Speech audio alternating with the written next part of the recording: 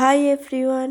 দিনটা ছিল 15ই মার্চ আর হ্যাঁ, আজকে ছিল আমার বার্থডে। যেহেতু বার্থডে তাই জন্য কেকটা তো আনতেই হবে, এই জন্য রেডি হয়ে চলে যাচ্ছে কাকদ্বীপ। আর রাস্তায় যেতে না যেতে একজন তো আমাকে জাঁকিয়ে ধরেছে বিস্কুট খাওয়ার জন্য, এই জন্য ওই মহাশয়কেও একটা বিস্কুট প্যাকেট কিনে দিলাম। এই যেহেতু একটা কারণে কাকদ্বীপে এসেছি, এই জন্য ভাবলাম ডাক্তারটাও দেখিয়ে নেই। ডাক্তার দেখানোর পর আমি চলে এসেছিলাম মিয়া অমরে, আর মিয়া অমর থেকে নিয়েছিলাম একটা বাটারস্কচ কেক। আর আমার গাবলু তো মিষ্টি দই খেতে অনেক পছন্দ করে, ওর জন্য মিষ্টি দই নিয়ে একটা ভুট্টা দোকানে এসেছি ভুট্টা খাওয়ার জন্য। যেহেতু বাড়িতে মা নেই তাই জন্য বাড়তিতে বিশাল কিছু আয়োজন করা হয়নি। কাকদ্বীপ থেকে এসে আমি নিজেই সমস্ত রান্নাগুলো করেছিলাম, বেশি কিছু রান্না করিনি, জাস্ট করেছি মাংসের ঝোল আর গরম গরম ভাত। ওখান থেকে দুটো রজনীগন্ধা স্টিক আর 3টে গোলাপ নিয়ে এসেছিলাম। এখন এগুলো কেটে ছেটে সাজিয়ে নিচ্ছি। জানো তো, এই ফুলগুলোর হয়তো দাম বেশি, কিছুদিন পর শুকিয়ে যাবে।